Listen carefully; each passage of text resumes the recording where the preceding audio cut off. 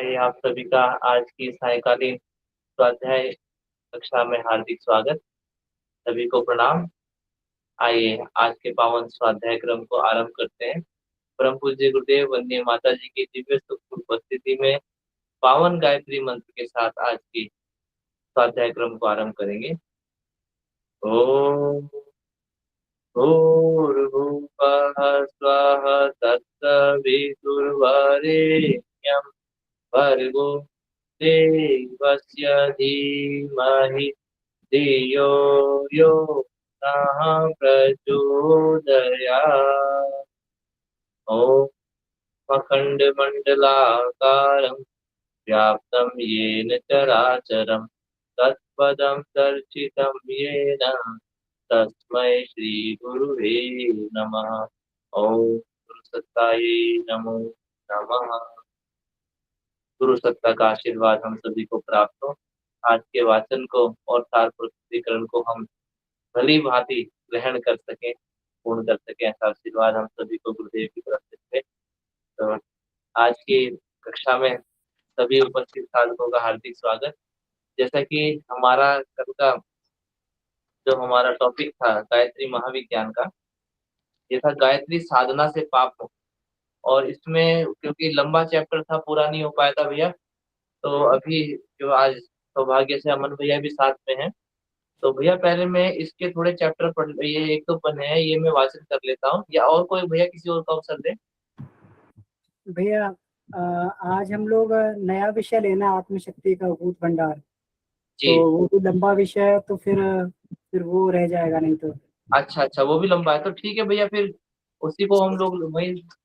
हाँ, उसी को ले लेते हैं, फिर बाद में अच्छा समय बचेगा तो उस पर फिर चर्चा कर लेंगे। हाँ ठीक है भैया, ठीक है भैया, ऐसे कर लेते हैं। ठीक है, ठीक है। तो आज का हमारा विषय रहेगा आत्मशक्ति का अकूत भंडार, पावन पुस्तक गुरुदेव की रचित गायत्री महाविज्ञान।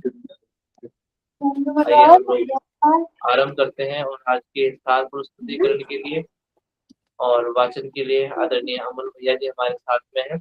तो उनसे निवेदन करना चाहेंगे कि भैया आप आज जो है अपना आशीर्वचन प्रदान करें, गुरुदेव का जो संदेश है वो हम तक पहुंचाएं, सभी साधक होने के लिए आपको उत्सुक है। जी भैया, आप प्रारंभ कीजिए। प्रणाम भैया।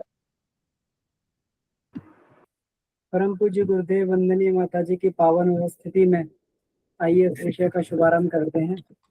ये सामर्थ्य अपने अंदर तो नहीं है, लेकिन उन्हीं से उस सामर्थ्य की प्रार्थना करते हुए उनसे निवेदन करते हैं कि वो वही अपनी वाक शक्ति के द्वारा, अपनी कृपा के द्वारा हम सभी को इस विषय पर हमारा मार्गदर्शन करें। ऐसी भावना, ऐसी प्रार्थना है उनसे। आइए तो विषय का प्रारंभ करते हैं। तो इसके लिए कुछ मैंने स्लाइड बनाई है, पीपीटी स्लाइड बनाई है, उसको हम लोग देखते हैं। उससे थोड़ा समय भी बचेगा और मुख्य बिंदु जो है उस पर जो है विशेष हम उसको फोकस कर पाएंगे। जी, तो मैं इसको ये शेयर करता हूँ यहाँ से।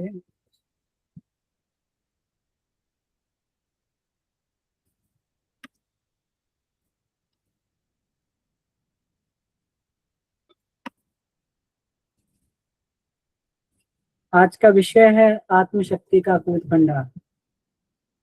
तो इसको हम लोग ये देखते हैं।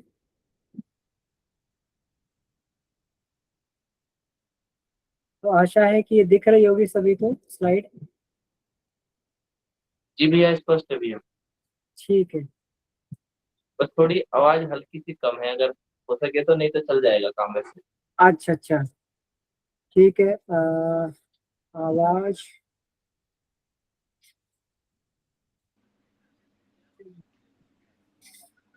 तो चलिए तो फिर प्रारंभ करते हैं। मैं थोड़ा ठीक है सा भैया, आवाज प्रयास करता हूँ। जी जी जी। विषय है आत्मशक्ति का अटूट भंडार। तो ये विषय जैसे ये है, तो हम लोग विषय के इससे जो इसका हेडिंग है, उस हेडिंग से ही हम लोग समझ सकते हैं कि ये जो जिस विषय पे हम लोग बात करने के लिए जा रहे हैं, तो वहां पर आत्मशक्ति अकूत, अकूत का मतलब होता है कि जिसको नापा ना जा सके, जिसका मेजरमेंट ना किया जा सके, उसको हम लोग जो है अकूत बोलते हैं। तो अकूत भंडार है कि जिसको नापा ना जा सके। तो ये देखिए गुरुदेव ने कितना इसको इस विलक्षण शब्द का प्रयोग किया है कि ये आत्मशक्ति का अकूत भंडार। तो अब देखिए अब ये क्या है, तो इस चैप्टर में गुरुदेव ने अनुष्ठान के बारे में बताया, अनुष्ठान के महत्व के बारे में बताया है। हम सभी लोग जो है अनुष्ठान करते हैं, और कई कई तरीके के अनुष्ठान करते हैं हम लोग। कोई 1.25 लाख का करता है, कोई 24,000 का करता है, कोई जो है 24 लाख का करता है, कोई जो है इसमें अभियान साधना के अंतर्गत 5 लाख का अनुष्ठान करता है। तो हर एक व्यक्ति अपनी सामर्थ्य के अनुसार हर एक गायत्री उपासक अनुष्ठान करता है। तो अब देखिए इसमें ये बात कही गई है कि गायत्री उपासना को शास्त्रों में त्रिकाल संध्या के रूप में अनिवार्य बताया है।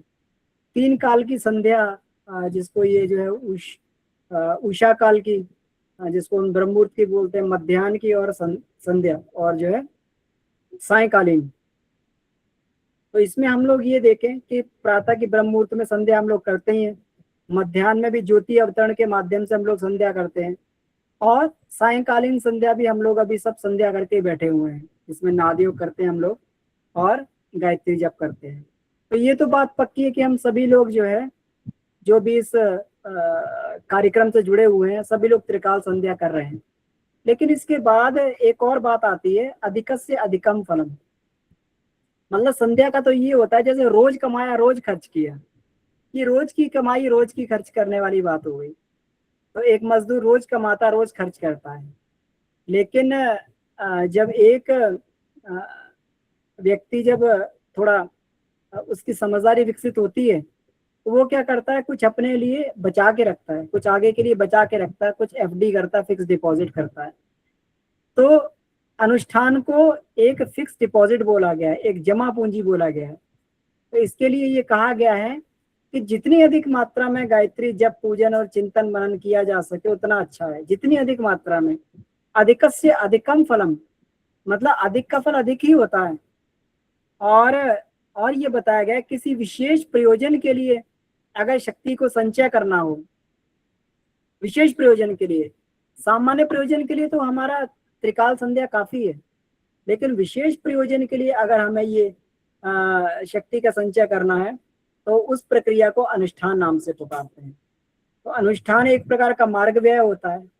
जिस प्रकार से अगर व्यक्ति के पास में मार्ग व्यय हो, है ना, तो रास्ते में कहीं यात्रा कर रहा है और रास्ते में उसको यात्रा के लिए उसका यात्रा खर्च है, उसकी यात्रा बहुत आसान हो जाती है।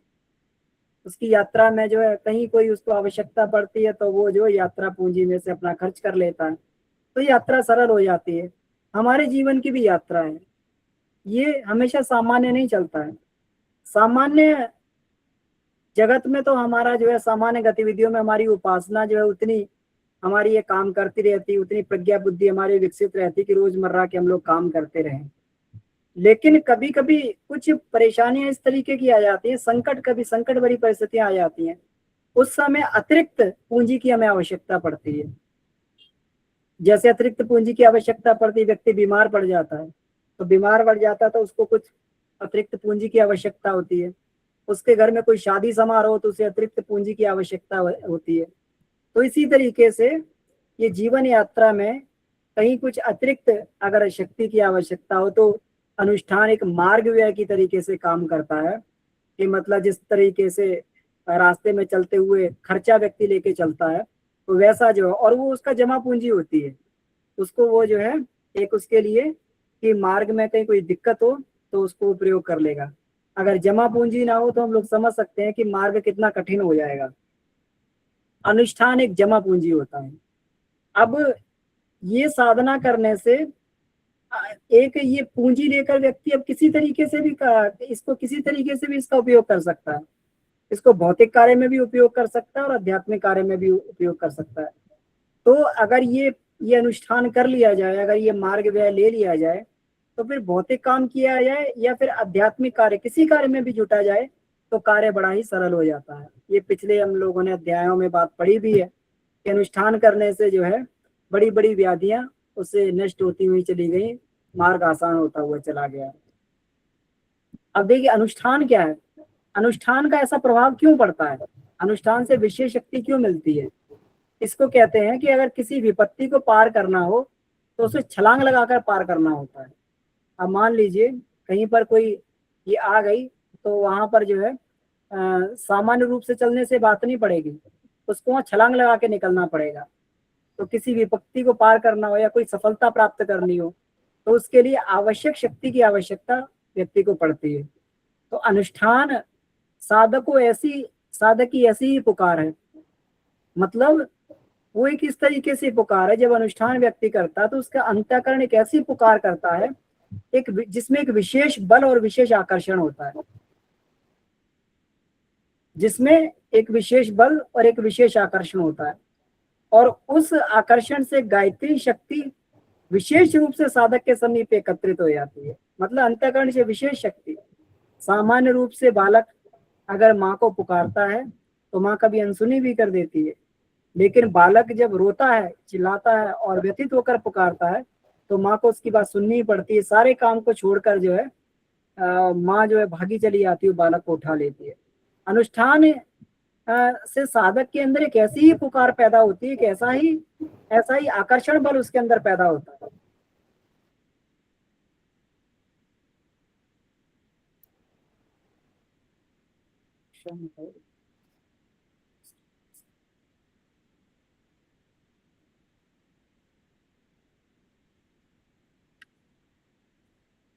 हाँ, उसके अंदर एक विशेष आकर्षण बल इसके द्वारा ये पैदा होता है।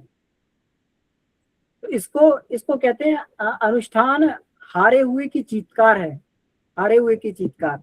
तो कहते हैं ना कि व्यक्ति हार जाता तो हार कर जो किस प्रकार से वो चिल्लाता है, जब अपनी सामर्थ्य उसकी सब जवाब दे जाए और अपनी सामर्थ्य काम न करे तो फिर वो जो है जब वो चिल्लाता है तो फिर वो जो है वो पुकार उसकी ईश्वर तक पहुंचती है, भगवान तक पहुंचती है और इससे देवताओं का सिंहासन भी हिल जाता है।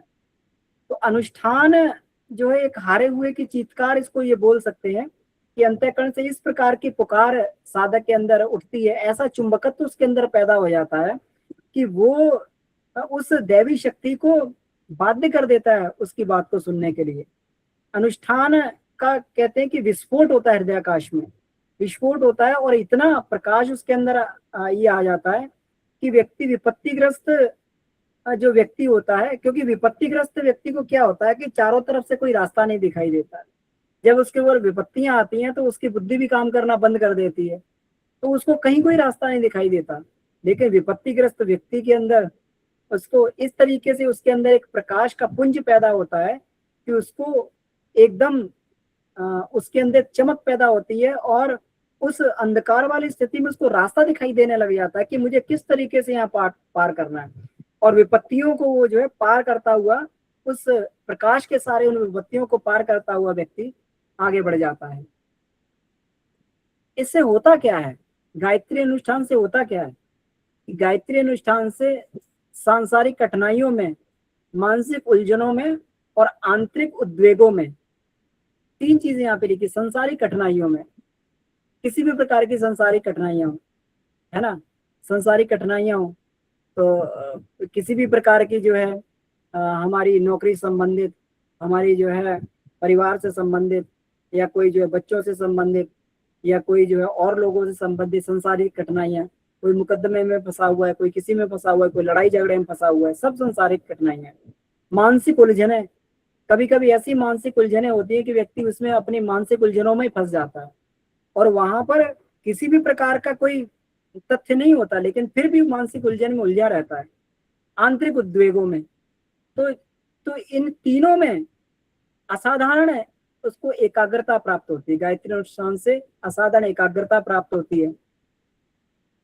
ये कहा गया है कि ये बात बिल्कुल सही है कि गायत्री किसी को भी कोई अशर्फियों का घड़ा नहीं दे देती है। ये बात बिल्कुल ठीक है कि ऐसा नहीं कि व्यक्ति ने अनुष्ठान किया उसको सोने का भरा हुआ घड़ा मिल गया। साधक की मनोभूमि में ऐसे परिवर्तन होते हैं, मौलिक परिवर्तन, मनोभूमि में ऐसे मौलिक परिवर्तन हो जाते हैं जिनके कारण कठिनाइयों का उचित हल निकल आता है। कहते हैं ना कि नजरें जो बदली तेरी तो नजारे बदल गए, किश्ती ने मोड़ा रुख तो किनारे बदल गए, व्यक्ति का नजरिया बदल जाता है, सोचने का ढंग बदल जाता है, दुनिया को देखने का ढंग बदल जाता है। जो दुनिया अभी तक उसे लगती थी कि सारी की सारी दुनिया जो है मेरी कहीं ना कहीं शत्रु है, कहीं ना कहीं मुझे नुकसान पहुंचा रही है, उसका दुनिया को देखने का उसका नजरिया बदल जाता है कि ये तो सभी मेरा सहयोग कर रहे हैं, चारों तरफ मेरे ऊपर सहयोग बरस रहा है, ये सारे मेरे मित्र। इस तरीके से उसका नजरिया बदल जाता है और उसकी कठिनाइयों का उचित हल उसको मिलने लगता है। उसकी मनोभूमि में परिवर्तन होते हैं। गायत्री अनुष्ठान से साधक की मनोभूमि में परिवर्तन हो जाते हैं। उपासक में ऐसी बुद्धि, प्रतिभा, सूझ और दूरदर्शिता। बुद्धि, प्रतिभा, तो बुद्धि उसको इस तरीके की हो जाती है, प्रज्ञा बुद्धि में बदल जाती है कि उसको सही और गलत का भेद पता लगने लगता है कि क्या सही है क्या गलत है। प्रतिभा अंदर पैदा हो जाती है, सूझबूझ पैदा हो जाती है, दूरदर्शिता। अभी तक तो पास की बात सोच सोच कर जो है, पास के फायदे को सोच सोच कर, अभी के फायदे को सोच सोच कर जो वो चिंतित था। लेकिन जैसे दूरदर्शिता पैदा होती है उसका सोचने का ढंग बदल जाता है कि अगर आज मैं ये काम करता हूँ हो सकता है मेरे लिए फायदेमंद हो, लेकिन कल के लिए नुकसानदेह, तो मुझे नहीं करना चाहिए। इस काम को करने के लिए उतारू था कि नहीं ये काम मुझे करना ही चाहिए, ये उपलब्धि मुझे मिलनी चाहिए, ऐसा मुझे मिलना ही चाहिए। तो उसको जो है वो दूरदर्शिता उसके अंदर ये पैदा हो जाती है, तो दूर की बात वो सोचने लगता है, नहीं ऐसा करना मेरे लिए हितकर नहीं है, दूरगामी परिणाम इसके खराब है। तो इस तरीके से उसके अंदर ऐसी दूरदर्शिता पैदा हो जाती है कि वो जो है जिसके कारण ऐसा रास्ता प्राप्त कर लेता है जो कठिनाइयों में रामबाण की तरीके से सिद्ध होता है। रामबाण की तरीके से जो है उसकी कठिनाइयों में सिद्ध होता है और उसकी कठिनाई बिल्कुल समाप्त होती हुई चली जाती है। तो इस तरीके से साधक के अंदर ये प्रकाश, एक दिव्यता ये अनुष्ठान के माध्यम से पैदा होती है। ये पूरा का पूरा विज्ञान है, पूरा का पूरा वैज्ञानिक ये तथ्य है। ये सारा का सारा मन का ही खेल है पूरा। ये मानसिक स्तर से हमारा जो भी हम ये संसार बनाए हुए हैं सारा मानसिक स्तर से ही बनता है। हमारी मनोभूमि से हमारा संसार बनता है। लेकिन जैसे जैसे हमारी मनोभूमि परिमार्जित, परिष्कृत होती हुई चली जाती है, वैसे वैसे हमारे दुख, कठिनाइयां ये समाप्त होते हुए चले जाते हैं। अब देखिए, भ्रांत मस्तिष्क में कुछ असंगत, असंभव, अनावश्यक, इनसे डिस्टर्बेंस आ रही है मुझे लग रहा है। भ्रांत मस्तिष्क में कुछ असंगत, संगत, ये बार बार जो है डिस्टरबेंस आ रहा है, तो मैं सबको कुछ देर के लिए म्यूट कर रहा हूँ।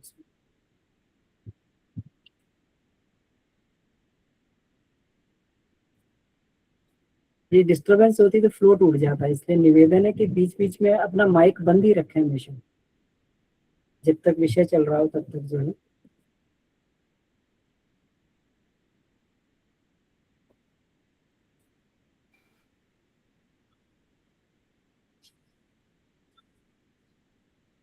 हाँ, तो हम लोग ये बात कर रहे थे कि भ्रांत मस्तिष्क में कुछ असंगत, असंभव और अनावश्यक है ना। अब ये बहुत ये महत्वपूर्ण बात है, असंगत है ना, जो जो संगत, तर्क संगत नहीं है, जिसका कोई लॉजिक नहीं है इसके पीछे। तो जब मनुष्य का मस्तिष्क भ्रांत हो जाता है, भ्रांत कहते हैं ना कि भ्रांति आ गई, भ्रम आ गया उसके अंदर जो है ना, तो भ्रांति, भ्रम जब उसके अंदर आ जाता है तो उसका उसका जो है मस्तिष्क में असंगत विचार चलने लगते हैं। असंगत जिसको, जिसका कोई तर्क संगत, जिसको ये कहते हैं तर्क संगत नहीं है, ये लॉजिकल नहीं है। असंभव है ना, असंगत, असंभव, जो कभी संभव हो ही नहीं सकता, और अनावश्यक, जिसकी कोई आवश्यकता नहीं है। ऐसी विचारधाराएं, कामनाएं और मान्यताएं घुस पड़ती हैं। असंगत, असंभव और अनावश्यक विचारधाराएं, कामनाएं, मान्यताएं भ्रांत मस्तिष्क में घुस पड़ती है, जिसके कारण व्यक्ति अकारण दुखी रहता है। अकारण दुखी रहता है, उसको उसको जो है समझ में नहीं आता है कि मतलब मेरे दुख का क्या कारण है, वो कारण भी नहीं है कोई, अकारण, अकारण दुखी रहता है। तो अब जैसे ही जो गायत्री साधना से मस्तिष्क का परिमार्जन हो जाता है, जैसे ही मस्तिष्क का परिमार्जन होता है, मस्तिष्क साफ होता है, भ्रांति जैसे दूर होती है, जैसे भ्रम दूर होता है, तुरंत जो है व्यक्ति जो है उसको उसकी उसकी जो भ्रांत मस्तिष्क के कारण उसका जो परेशानी आती, दुख था, कष्ट था, वो दूर हो जाता है। कहते हैं ना कि जो सपने जो सपने सिर काटे कोई, बिन जागे दुख दूर ना हुए। तो सपने में कोई सिर काट रहा था, और जो पीड़ा हो रही थी, तो जैसे ही जगह वैसे ही तुरंत एकदम सारा का सारा दुख दूर हो जाता है। तो व्यक्ति जो उस स्वप्न में रहता है, जो उसमें भ्रांति के स्वप्न में रहता है, जैसे ही स्वप्न से जगता है तुरंत उसको सारा का सारा दुख दूर हो जाता है। अनुष्ठान की अवधि मर्यादा जप मात्रा 1.25 की है। हर एक चीज के पकने का एक समय होता है, हर एक फल के पकने का एक समय होता है। आम जो है इतना पूरा साल भर में पकता है, साल भर में जो उसका उसका साल भर के बाद एक बार फल आता है, उसका फूल आता है, पहले फूल आने के बाद में फल आता है और धीरे धीरे पकता है, समय लगता है, उसको पकने का समय होता है। इसी प्रकार से हर एक फल के पकने का अपना अपना एक समय होता है। उसी प्रकार से ये गायत्री जप होता है, जो अनुष्ठान विधि होती है, तो इसमें भी जो इसका पकने का समय बताया गया, वो 1.25 बताया गया कि 1.25 में जो ये परिपक्व होकर फल देने लायक हो जाता है। इतनी मात्रा में जब वह पक जाता है तब स्वस्थ परिणाम उत्पन्न होता है। पकी हुई साधना ही मधुर फल देती है, और ये साधना जब पक जाती है तो ये जो एक मधुर फल, मीठा फल इसका जो इस साधना के माध्यम से व्यक्ति को प्राप्त होता है। तो ये अनुष्ठान की इसमें ये अवधि बताई गई। अब अनुष्ठान की विधि बताई गई है। तो अनुष्ठान की विधि में ये कहा गया है कि अनुष्ठान किसी भी मास में आरंभ किया जा सकता है, किसी भी महीने में आरंभ किया जा सकता है। इसमें तिथियों में पंचमी, एकादशी, पूर्णमासी है ना, शुभ मानी जाती है। कृष्ण की अपेक्षा शुक्ल पक्ष अधिक शुभ है। तो पंचमी, एकादशी, पूर्णमासी, ये किसी भी तिथि में कभी भी अनुष्ठान को प्रारंभ किया जा सकता है। और शुक्ल पक्ष जो है इसके लिए शुभ रहता है। कृष्ण की अपेक्षा शुक्ल पक्ष में इसको प्रारंभ करना चाहिए। हम लोगों ने भी जब प्रारंभ किया था, एकादशी में प्रारंभ किया। अनुष्ठान आरंभ करते समय नित्य गायत्री का आवाहन और अंत में विसर्जन करना चाहिए। जब भी हम लोग प्रारंभ करते हैं, जब अपना जब प्रतिदिन प्रारंभ करते हैं, हम लोग प्रतिदिन गायत्री माता का आवाहन करते हैं और अंत में यज्ञ के साथ विसर्जन कर देते हैं।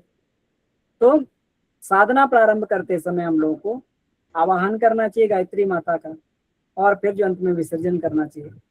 प्रतिष्ठा में श्रद्धा पूर्वक भगवती जगत जननी भक्त वत्सला माँ गायत्री या प्रतिष्ठित होने का अनुग्रह प्रतिष्ठित होने का अनुग्रह कीजिए, इस तरीके से प्रार्थना करनी चाहिए। हे माँ, यहाँ पर आकर आप प्रतिष्ठित हो। हम लोग सुबह गुरु गायत्री का आवाहन करते हैं, यही प्रार्थना करते हैं कि माँ हम आपके संरक्षण में ये अनुष्ठान कर रहे हैं, हम आपके संरक्षण में उपासना कर रहे हैं, आप कृपया पधारें यहाँ पर और हमें अपना संरक्षण प्रदान करें, हमें अपना स्नेह प्रदान करें, सद्भाव प्रदान करें, माँ अपना आशीर्वाद दें।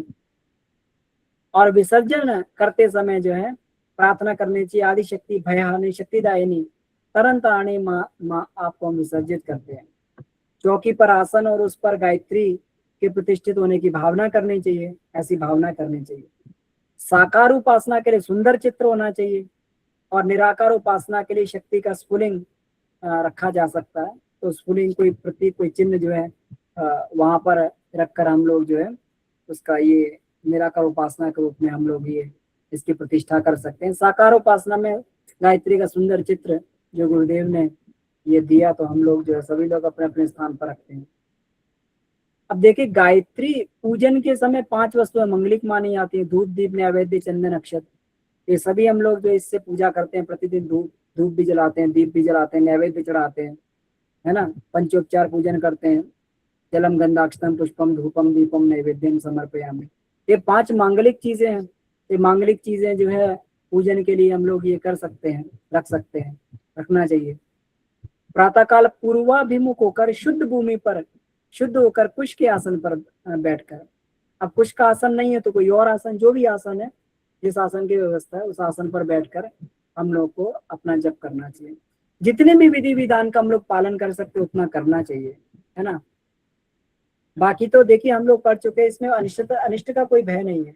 तो ठीक है, अगर नई बात बन रही है, नई अगर इतनी विधि विधान हो रहा है तो जितना भी हो रहा है, लेकिन अगर विधि से किया जा सकता है तो जरूर करना चाहिए जितना भी है। जब का प्रारंभिक गायत्री आवाहन का मंत्र आया तो वर्धे देवी अक्षरे ब्रह्मवादिनी गायत्री छंदसाम माता ब्रह्मयो ने नमोस्तुते, इससे हम लोग ये करते हैं। विसर्जन का मंत्र इसमें और दिया गया है, उत्तमे शिखरे देवी भूम्यां पर्वत मोदनी, ब्राह्मणेभ्यो हनुन ज्ञाता गच्छ देवी यथा सुखम। तो इस तरीके से जो है विसर्जन का मंत्र है, हम लोग यज्ञ का विसर्जन करते हैं तो यज्ञ का ये मंत्र बोलते हैं, उसी में सभी देवताओं का विसर्जन कर देते हैं। मन चारों ओर न दौड़े, इसलिए गायत्री का ध्यान करते हुए जप करना चाहिए। हम लोग गायत्री का ध्यान करें, हम लोग सविता का ध्यान करें, सविता के प्रकाश का ध्यान करें, कोई भी ध्यान हो, लेकिन हमारा मन जप में इधर उधर ना दौड़े। इसलिए हमें जो है किसी न किसी एक प्रतीक का ध्यान, हमें भले गायत्री माता का ध्यान करें या फिर सविता सूर्य के प्रकाश का ध्यान करें, तो सभी एक ही बात है। तो हमें ये करते रहना चाहिए। और विसर्जन के बाद में जो है हम लोग को पूजन की सामग्री विसर्जित करके और प्रतिमा को शयन करा देना चाहिए। जब हमारा ये अनुष्ठान पूरा हो जाए, ये अनुष्ठान जो है सवालश का जब पूरा हो जाता है तो 40 दिन में ये पूर्ण हो जाता है। तो इसमें ये लिखा हुआ है कि 1.25 लाख का हमें 40 दिन में ये पूरा कर लेना चाहिए। तो यही समय होता है 1.25 लाख का, सब लोग 40 दिन में ही पूरा करते हैं। अगर कम समय साधना करने वाले कुछ निर्बल साधक हैं तो इसे 2 मास में भी पूरा कर सकते हैं, कि जिन्हें इतनी साधना नहीं हो पा रही है। तो 40 दिन में पूरा करने के लिए 29 माला अगर की जाए, 29 या 30 माला की जाए प्रतिदिन, तो ये जो है 40 दिन में पूरा हो जाता है। और नहीं तो 20 माला प्रतिदिन की जाए तो 2 माह में पूरा होता है। अनुष्ठान के अंत में कम से कम 108 आहुतियों का हवन करना चाहिए। वैसे तो देखिए दशांश का बोला गया है हवन होना चाहिए, जितना ये किया गया है उतने के दशांश का हवन करना चाहिए। और नहीं होता है तो फिर जो है इसमें 108 आहुतियों कम से कम हवन, दशांश का नहीं, शतांश का नहीं तो 108 आहुतियों का हवन तो कर लेना चाहिए। 3 ब्राह्मणों को कम से कम, गायत्री त्रिपदा है तो 3 ब्राह्मणों को भोजन कम से कम अवश्य करवाना चाहिए। दान के लिए कोई मर्यादा नहीं, पर अंत में दान देना चाहिए, कोई मर्यादा निर्धारित नहीं कही गई है, लेकिन अपनी सामर्थ्य अनुसार जो अनुष्ठान के बाद में दान देना चाहिए। और अनुष्ठान के अंत में हवन तथा ब्रह्मभोज ये जरूर कराना चाहिए। तो इस तरीके से जो है ये अनुष्ठान की विधि इसमें दी गई। तो ये वास्तव में ये कोई सामान्य ये नहीं है। अनुष्ठान एक पूर्ण वैज्ञानिक प्रक्रिया है, जिसके कारण साधक के अंदर ऐसे ऐसे परिवर्तन हो जाते हैं कि उसको कुछ ना कुछ समाधान जरूर प्राप्त होता है, अपनी समस्या का समाधान, या फिर उसके अंदर इतनी शक्ति हो जाती है, कोई शक्ति को लेकर अगर वो कोई भी कार्य प्रारंभ करता है, चाहे वो आध्यात्मिक हो, चाहे वो जो है ये हो भौतिक कार्य, उसको सफलता मिलती है। गुरुदेव ने भी कहा कि हमने 24 साल गुरुदेव ने लगातार साधना की, और जब युग निर्माण योजना की उन्होंने स्थापना की, वो 24 लक्ष्य की साधना उनकी उसी युग निर्माण योजना में फिर उनकी वो शक्ति सामर्थ्य काम करती रही, और उसमें जो है वो उस शक्ति सामर्थ्य से वो अपना युग निर्माण का काम करते रहे। फिर बाद में फिर और शक्ति की आवश्यकता पड़ी तो उन्होंने सूक्ष्मीकरण की भी साधना की। तो इस तरीके से जो है हम लोगों को ये 1.25 लाख के अनुष्ठान करते रहना चाहिए। तो साल में कम से कम एक अनुष्ठान तो ये कर ही लेना चाहिए 1.25 लाख का। तो कम से कम इतनी शक्ति सामर्थ्य हमारे पास तो कुछ, क्योंकि रोज की रोज शक्ति हम कमाते हैं, रोज का रोज खर्च करते रहते हैं, रोज का रोज जो है ये करते रहते हैं, तो कुछ हमें फिक्स डिपॉजिट के रूप में भी अपने भविष्य के लिए भी कुछ सामर्थ्य को बचा के रखना चाहिए, तो सामर्थ्य इकट्ठी करते रहना चाहिए। तो उसके लिए अनुष्ठान इत्यादि हम लोग जो है लघु अनुष्ठान तो करते ही है। तो एक ये 24 लाख का क्षमा करें, ये 1.25 लाख का अनुष्ठान भी किया जा सकता है। अभी जो साधक लोग इसमें जुड़े हुए हैं ये लोग कर रहे हैं, सभी लोग 5 लाख का अनुष्ठान कर रहे हैं। ये अपने आप में और बड़ा अनुष्ठान हो गया। जो है ये गायत्री का ध्यान साधना का अनुष्ठान 1 वर्ष का अनुष्ठान है। तो इस तरीके से अनुष्ठान हम लोग को करते रहना चाहिए। तो ये हमारी जो है शक्ति सामर्थ्य में वृद्धि करते हैं, और ये निश्चित रूप से जो है हम लोग को हमारी आध्यात्मिक साधनाओं में आगे बढ़ाते हैं। तो ठीक है, तो आज का विषय ये इतना ही था। अब इसके बाद में अगर कोई प्रश्न बनता हो या कोई बात बनती हो तो हम लोग इस पर चर्चा कर सकते हैं। जी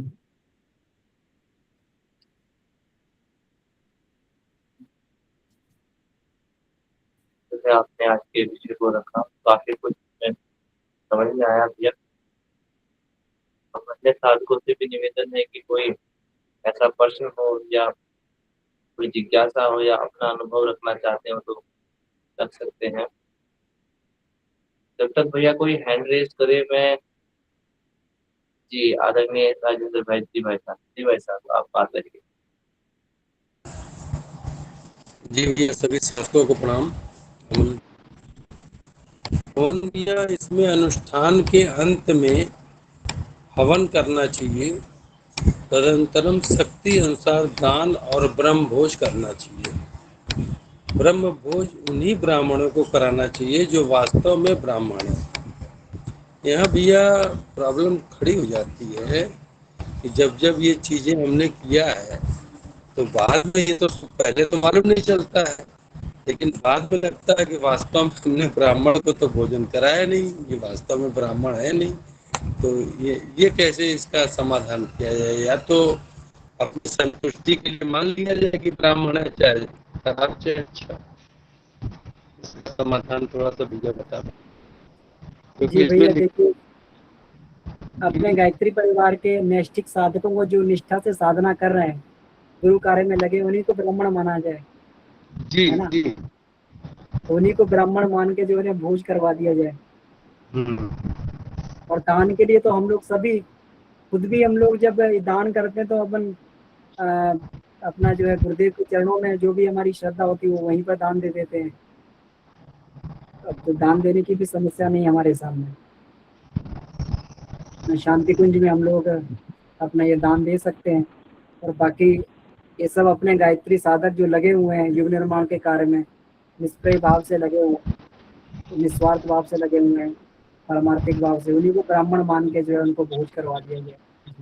कि अपने यहाँ कार्य मिलता होता है भाव से लेकर कहीं ना कहीं वो दोस्ता बन जाती है। ब्रह्मोज वाली फिर यही हुआ कि जो अपने गायत्री परिवार के लोग हैं, गायत्री परिवार के भी सभी लोग जो यहाँ परिवारक और वो रहते हैं, तो वो भी तो देखने में लगता है कि अब वो पैसे के चक्कर में रहते हैं ज्यादातर जो है। ब्राह्मण तो रहती नहीं है, लेकिन गायत्री परिवार को लोगों को ही मान के जो है ब्रह्मोज संपन्न कराया जाए। जी जी जी जी भाई साहब, बिल्कुल बिल्कुल बिल्कुल। जी धन्यवाद। जी आदित्य भैया आप कृपया अपनी बात रखें जी पे। प्रणाम भैया, सभी को प्रणाम। भैया जैसे जैसे आप बता रहे थे ना कि हर अनुष्ठान की अपनी एक अवधि फिक्स होती है।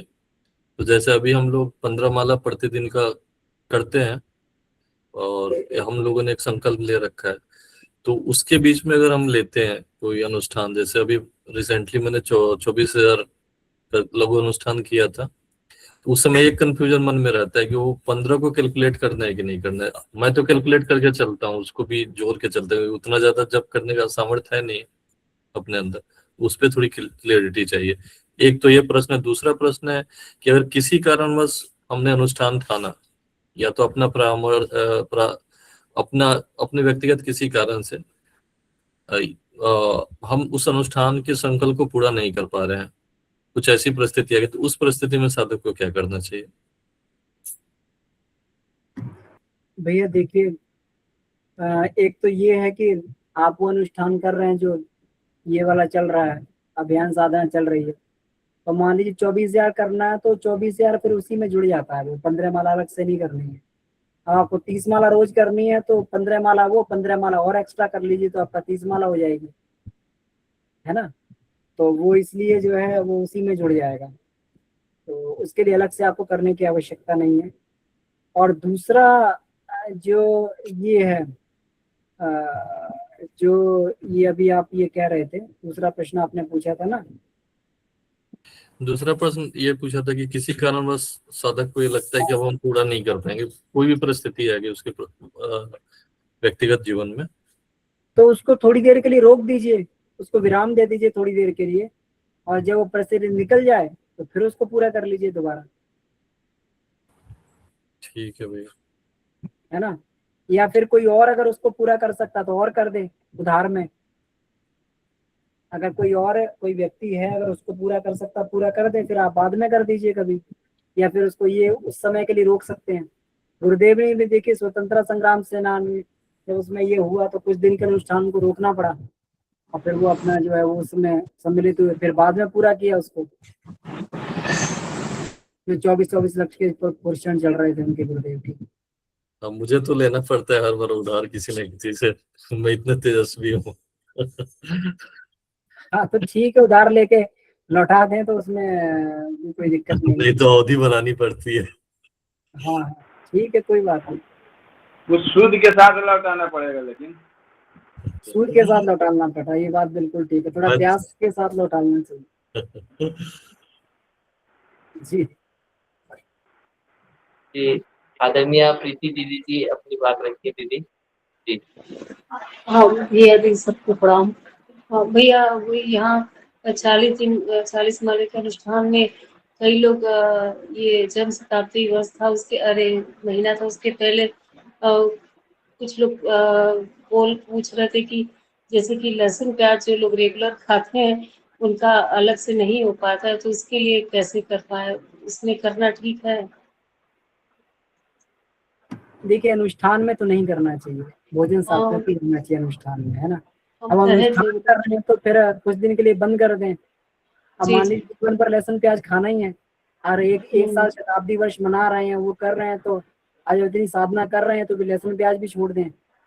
जी क्योंकि अनुष्ठान में फिर इसका पुण्य, इसकी शक्ति जो है फिर वो हाँ पूरी उतना नहीं काम करती है, फिर वो उसका प्रभाव खत्म होने लगता है। जी, ठीक है भैया, ठीक है। तमोगुण से उसका प्रभाव खत्म होने लगता है, ये है।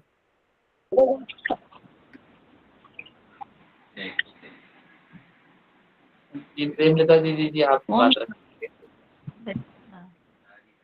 प्रणाम भैया, सभी को प्रणाम।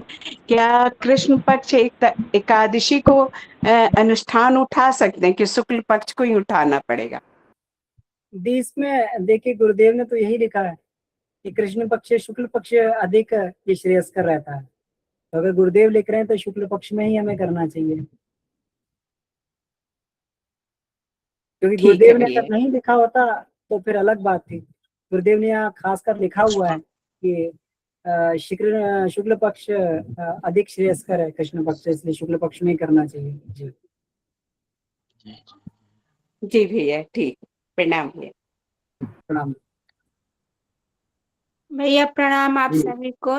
नवरात्र में ब्राह्मण नहीं मिलते हैं तो कन्याओं को लोग खिला देते हैं छोटे छोटे, जी दीदी, तो जी खूब उचित है बढ़िया है, ना? बढ़िया दीदी, बढ़िया है। उसमें जो है अपना जी जो है कन्याओं को ही अपन खिला देते हैं, तो वो भी ब्राह्मण के तरीके से हो गया।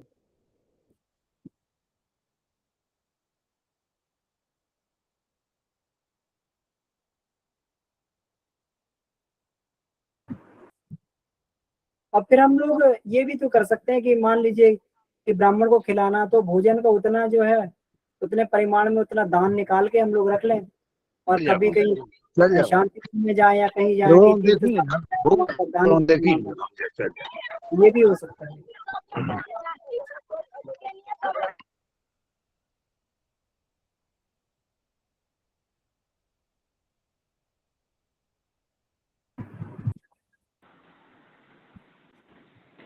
जी भैया प्रणाम। सभी भैया प्रणाम। बहुत सुंदर बात हो रही है भैया, सबकी बातें सुन के मेरे मन में भी उत्सुकता आ गई कि भैया अगर जैसे ब्राह्मण को नहीं खिलाते हैं, शक्तिपीठ में जाके जैसे दे आते हैं, तो उससे काम चल सकता है? हाँ तो दीदी, अगर मान लीजिए ब्राह्मण नहीं है, व्यवस्था नहीं बन पा रही, तो शक्तिपीठ में उतना दे दें, है ना। जी जी। मुझे तो हाँ, जैसे आजकल जानते हैं सुविधा अनुसार चाहे घर ब्राह्मण मिलेंगे, लेकिन फिर उनके लिए समय देना पड़ेगा, जाकर ढूंढना पड़ता है। मिलते हैं ऐसी बात नहीं है, तो घर में आना नहीं चाहते हैं लोग, तो इस वजह से जैसे हम शक्तिपीठ में ही जाके दे आते हैं। ठीक है, जैसी जो व्यवस्था इस समय है तो उसी हिसाब से अपना कर लेना जी, अपनी व्यवस्था अनुसार। जी भैया, वही धन्यवाद भैया, प्रणाम सभी।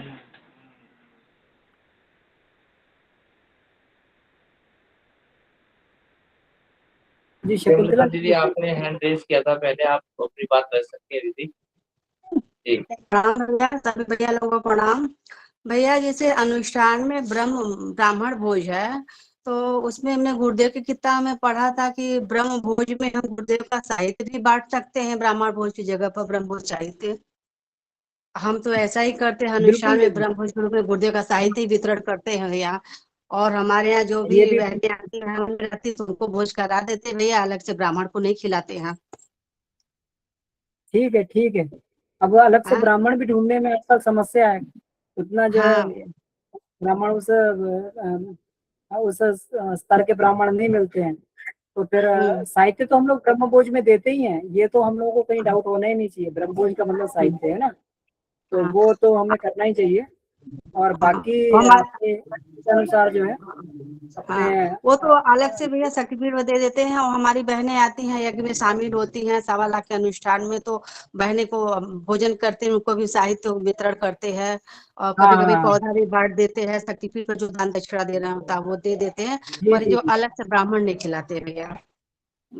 जी जी जी, वही वो ब्राह्मण ही हो गए, वो सब बहनें जो आई हैं ठीक। सब ब्राह्मण हैं, हाँ जो गायत्री हाँ जप कर रही हैं या आपकी साधना में लगी हुई हैं, सब कर रही हैं, सब ब्राह्मण हैं। जी तो इसलिए कोई भी का अनुष्ठान या आता है भैया तो सब में हम ब्रह्म भोज के रूप में, चाहे तेरही का कार्यक्रम हो चाहे कुछ भी कोई भी कार्यक्रम, तो हम ब्रह्म भोज के रूप में साहित्य को ही वितरण करते हैं भैया। जी दीदी, बहुत सुंदर। ठीक है, ठीक है, प्रणाम भैया। प्रणाम। जी प्रणाम भैया, जय गुरुदेव, सभी भाई बहनों को सादर प्रणाम। बस मैं भी कुछ लाइनें बोलना चाहती हूँ कि ये जो संकल्प लिया है मैंने 15 माला का, तो उसमें हम जिस दिन होता है 1-2 दिन कभी कोई गेस्ट आ गया, कुछ काम आ गया तो नहीं कर पाते हैं, तो हम उसको छोड़ दे रहे हैं। जिस दिन हमें जरूरत पड़ेगा, मौका लगेगा तो पूरा कर लेंगे, नहीं तो फिर कुछ आगे दिन तक बढ़ा कर लेंगे, और क्या है। अब जितना जरूरत मतलब किसी दिन ज्यादा काम हो गया, कुछ जरूरी काम आ गया तो नहीं कर पाते हैं।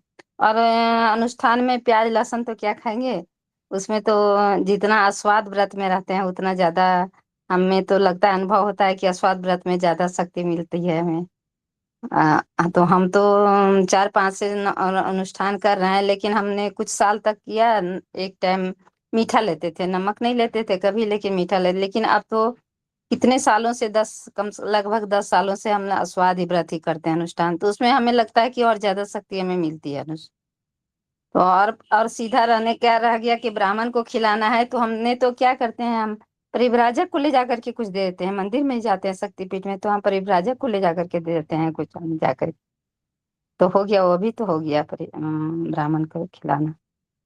जी बस यही इतना बोलना चाहती हूँ। जी दीदी, बिल्कुल। जी धन्यवाद।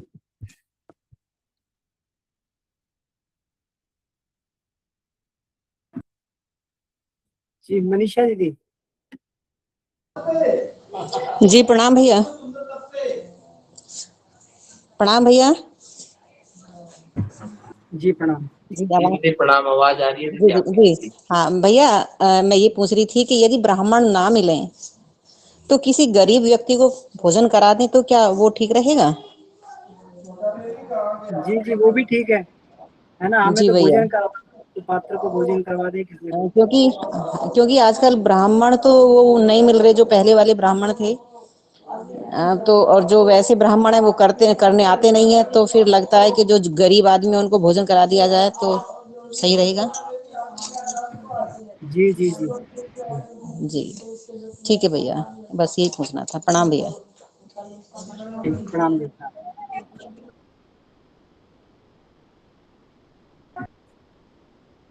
जी दीदी, सुषमा दीदी क्या आप भी बात कर सकते हैं?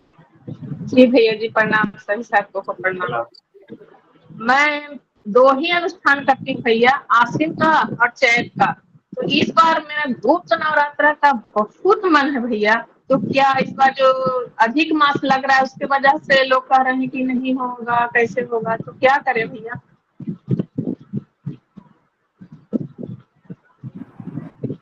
नहीं तो गुप्त नवरात्रा भी आएगा, तो गुप्त नवरात्रा में अपने जगह पे अनुष्ठान कर सकते हैं।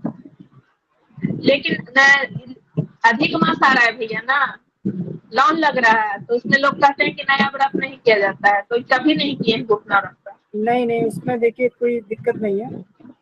देखिए गायत्री साधना कभी भी की जा सकती है, तो अगर आप गायत्री अनुष्ठान करें उसमें कोई दिक्कत नहीं है।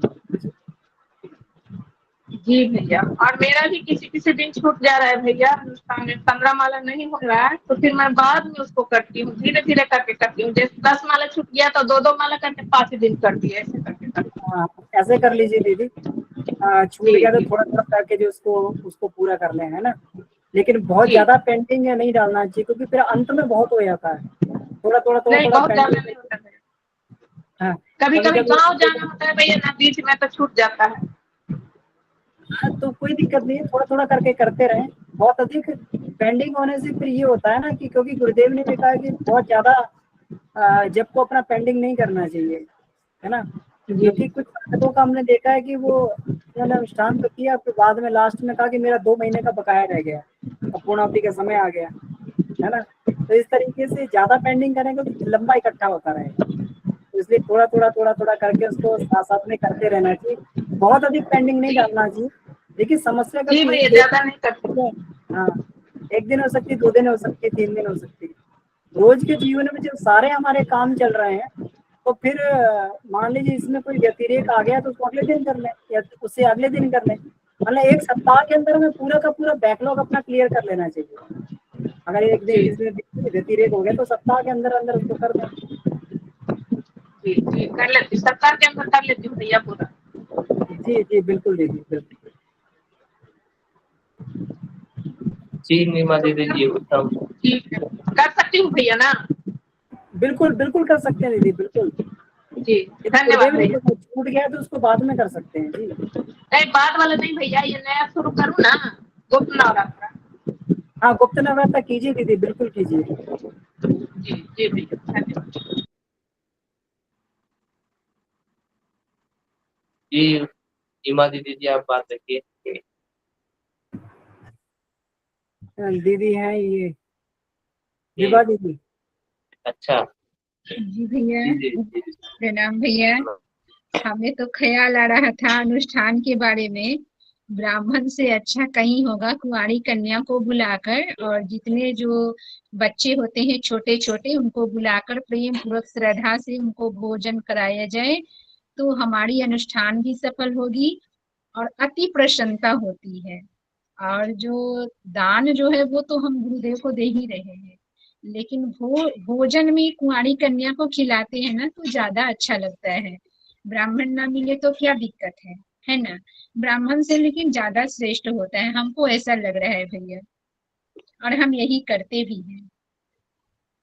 जी, यही बिल्कुल कहना था। ठीक बात है। देखिए क्रिया पे तो हम सब लोगों ने बहुत चर्चा कर ली हो, तब से हम लोग क्रिया पे ही चर्चा कर रहे हैं। तो इसका असली वैज्ञानिक पक्ष था, हमें उस पर भी थोड़ी सी चर्चा करनी चाहिए, है ना। जो आत्मशक्ति में जो परिवर्तन हो, उसके आत्मशक्ति जो हमें प्राप्त होती है उसका विज्ञान क्या है। हमारे अंदर जो परिवर्तन होते हैं, हमारे अंदर जो इसके अनुष्ठान के कारण जो मानसिक परिवर्तन होते हैं, एक मानसिक परिमार्जन होता है, हमारा मनोभूमि पवित्र होती है, मनोभूमि शुद्ध होती है ना। ये अपने आप में बहुत बड़ी चीज है। अब क्रिया तो मान लीजिए किसी तरीके से ब्राह्मण मिले कि नहीं मिले, कन्या को खिला दिया कि नहीं खिलाया, कैसे खिलाया, शक्तिपीठ पे दे दिए, ये तो कोई न किसी माध्यम से चल जाएगा।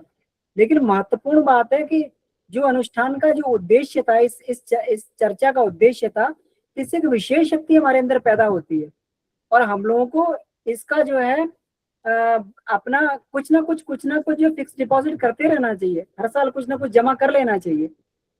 साल में बोनस मिलता है ना एक बार, हम सभी लोगों को कंपनी देती है बोनस। हम क्या कहते हैं, इकट्ठा करके कुछ जो है उस बोनस को खर्च तो नहीं करते हैं, उसको एफडी करवा देते हैं या कहीं रख देते हैं कि कहीं बाद में कहीं काम आएगा, और अपने महीने की सैलरी से अपना काम चलाते रहते हैं। ऐसी अनुष्ठान कर करके हमें कुछ थोड़ा सा डिपॉजिट करते रहना चाहिए। इससे जब प्रारब्ध भी आता है ना, तो प्रारब्ध में भी ये अनुष्ठान की जो हमारी जमा पूंजी होती है मदद करती है।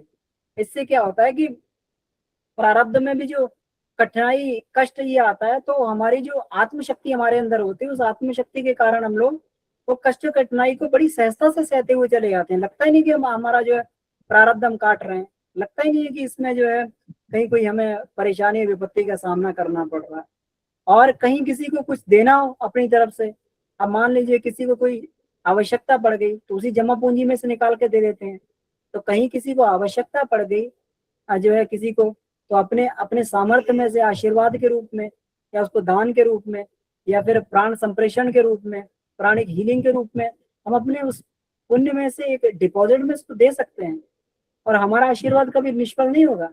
अगर हम कह देंगे कि भाई तुम्हारा ये कल्याण हो जाए, तुम ठीक हो जाओ, तो वो जो है वो हमारी पूंजी में से खत्म तो होगा, लेकिन सामने वाले का भी कल्याण हो जाएगा।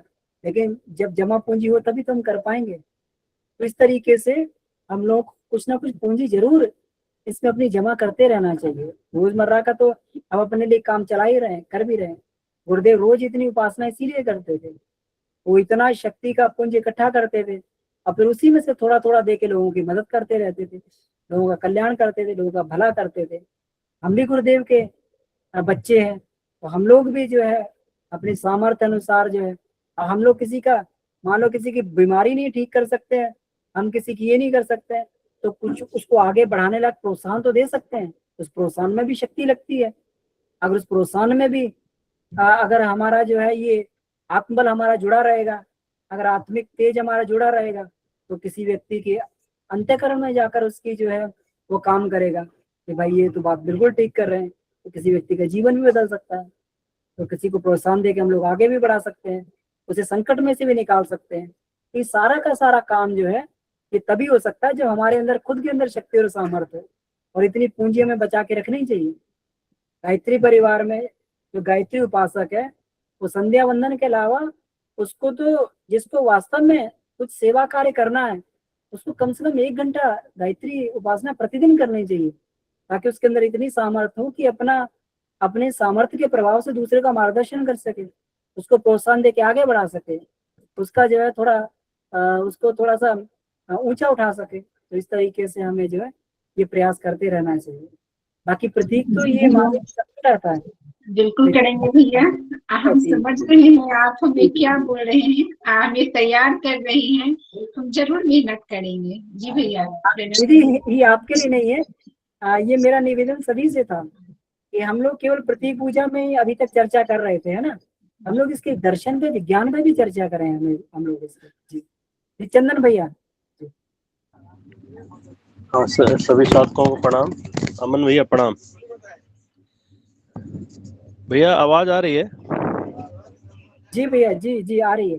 हाँ तो भैया अभी एक दीदी पूछी कि शुक्ल पक्ष में ही प्रारंभ क्यों किया जाता है, तो गुरुदेव तो बताए हैं, लेकिन गीता में भी अक्षर ब्रह्म योग में अध्याय नंबर 8 का 23 से 28 श्लोक, मतलब 23, 24, 25, 26, 27, 6 श्लोक में क्यों जरूरी है कि शुक्ल पक्ष में ही गायत्री साधना स्टार्ट करना चाहिए, उसमें पूरा क्लियर दिया है। और ये भी बताया है कि शुक्ल पक्ष में किसी का मृत्यु भी उस काल में होता है तो सदगति को प्राप्त होता है, वो भी है। और साधना के बारे में भी बताया गया है। जी भैया प्रणाम। तो 23 से 28 श्लोक जो है अध्याय नंबर 8 का पढ़ा जाए सबको।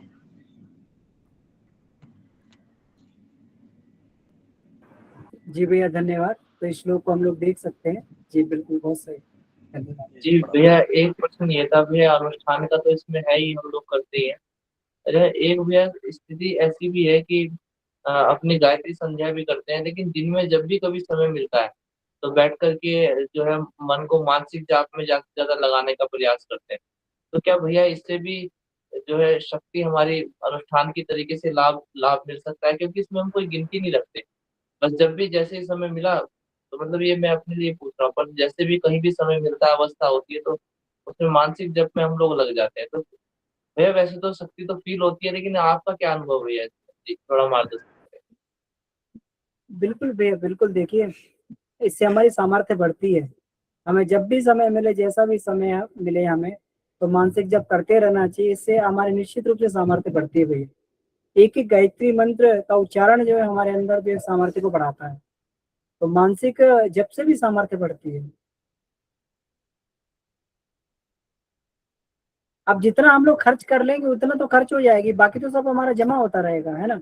जितनी कमाई हम लोग कर लेंगे, तो जितनी कमाई हमारी खर्च से ऊपर रहेगी वो सब जमा होती रहेगी। अब जरूरी नहीं कि संध्या वंदन का भी हमारा रोज का रोज खर्च हो सकता है संध्या वंदन में से भी बचता हो, उसमें से हम अपना बचा लेते हैं। जी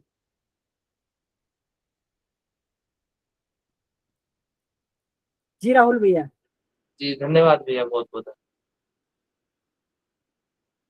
जी विभा दीदी फिर कहना चाहती जी भैया फिर से एक सवाल आ गई। तो जैसे अमन भैया कह रहे हैं कि जो हमारे जिंदगी में उतार चढ़ाव जो आती है तो उस समय जो हम रोकने का प्रयास करते हैं, तो इसका मतलब, कहने का मतलब कि एक लयबद्ध होकर हमें साधना में आगे बढ़नी होगी, है ना भैया? यही कहने का मतलब है ना? हाँ, लयबद्ध होकर हम लोग साधना तो करते हैं, अपनी दैनिक साधना लयबद्ध होकर ही करते हैं। लेकिन अब तो नहीं ना चल रही है, ज्यादा करनी पड़ेगी ना भैया? हाँ, तो इसमें लिखा ही था पहले ही, इसमें पहली स्लाइड में लिखा था अधिक से अधिकम फलम, है ना? जितना आप अधिक करेंगे ना उतना जो अधिक फल ही उसका मिलेगा, है ना? अधिक का अधिक फल मिलता है, अधिक से अधिकम फलम। तो जितना आप ज्यादा करेंगे उतना ही फायदा होगा। जी भैया, जी प्रणाम।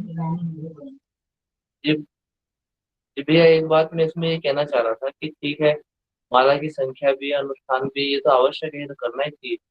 लेकिन भैया संख्या पूरा करने के साथ साथ मुझे लगता है कि इस चीज पे भी ध्यान देना आवश्यक है कि हमें उससे जब से हमें वो ऊर्जा प्राप्त हो रही है नहीं हो रही है, तो भैया इस पे भी इसकी अगर मतलब क्वालिटी बढ़ती है तो फिर ऐसा लगता है कि कभी कभी तो 5 माला जब में इतना ज्यादा भंडार भर जाता है कि एनफ लगने लग जाता है।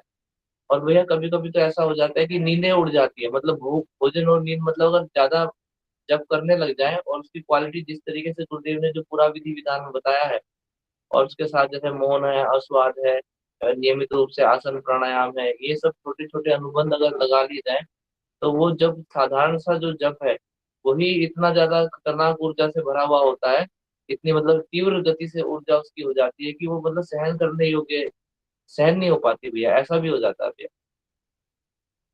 तो ये है कि संख्या पूरी करने के साथ साथ अगर उसकी क्वालिटी को भी और उसके विधि विधान को भी अगर सही से रखा जाए तो ज्यादा लाभ सभी को मिल सकता है। बिल्कुल भैया, आपने बिल्कुल सही कहा। इसीलिए गुरुदेव ने उपासना के साथ में साधना बोला है। उपासना से ऊर्जा प्राप्त करेंगे तो ऊर्जा को साधना में लगाया, साधना में बहुत ऊर्जा खर्च होती है। अपने अंतःकरण की बुराइयों से लड़ने के लिए बहुत ऊर्जा की, अथाह ऊर्जा की आवश्यकता पड़ती है ना?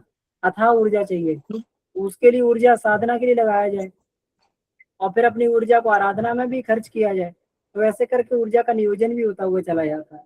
इसलिए अगर साधक इन तीनों को साथ में लेकर चल रहा है, उपासना के साथ में साधना, क्योंकि बिना ऊर्जा के साधना भी नहीं हो सकती। आप कितनी भी जो है ये कर लें, साधना का प्रयास करें, ये करें और उपासना ना करें, तो व्यक्ति अपनी उसके अंदर खुद इतनी सामर्थ्य नहीं कि अपनी बुराइयों से लड़ पाए।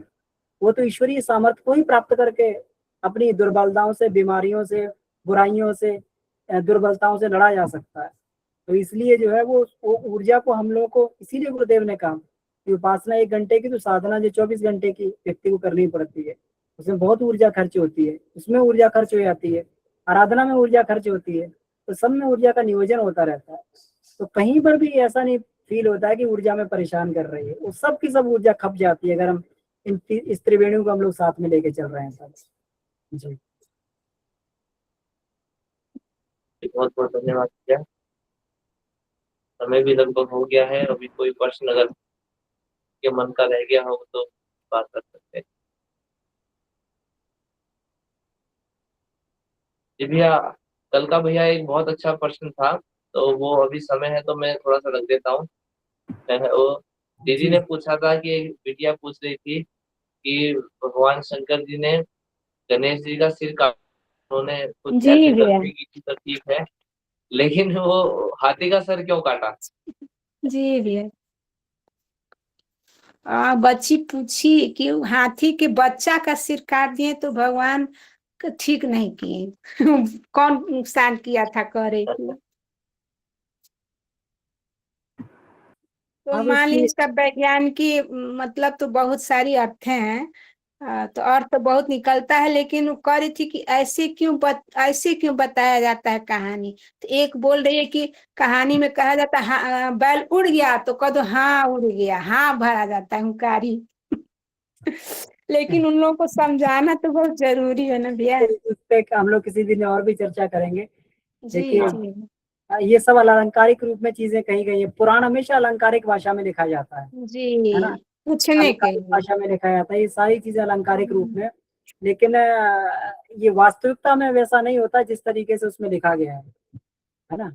तो ठीक है। तो घुमा अभी फिरा के इस तरह से मान लीजिए भैया, लेकिन बड़ा सबको समझने वाला कठिन हो जाता है। जिससे पढ़े लिखे लोग डुबकी लगा के समझेंगे, मगर इसीलिए ऐसे व्यास लोग तो समझ व्यास नहीं की पाएंगे। भूमिका यही होती है कि वो उसका सही अर्थ समझाए। अलंकारिक रूप का ये अर्थ क्या है तो उसको समझाया जाए। तो व्यास की भूमिका यही होती है। तो फिर हम लोग चर्चा करेंगे इसके ऊपर। तो आज तो मुझे लगता है समय हो गया भैया, है ना जी। भैया जी, ठीक है धन्यवाद भैया। सभी का। सभी ने अच्छे प्रश्न, आज बहुत अच्छे से प्रश्नों को दिया और सबका समाधान इसमें हुआ है। तो आइए धन्यवाद करते हैं इस अनुग्रह के लिए और आज की कक्षा को यही समाप्त करते हैं। ओम शांति ही शांति ही शांति ही। सभी को प्रणाम, शुभ रात्रि। सभी को प्रणाम, शुभ रात्रि। प्रणाम सभी भैया, सबको प्रणाम। सभी साथियों को प्रणाम। सभी भाई बहन को प्रणाम, शुभ रात्रि। प्रणाम। सभी साथों को प्रणाम। प्रणाम भैया, जय गुरुदेव, सभी को प्रणाम। सभी भाई बहनों को प्रणाम। प्रणाम भैया। जी प्रणाम। प्रणाम भैया, सभी भैया दीदी को प्रणाम, सभी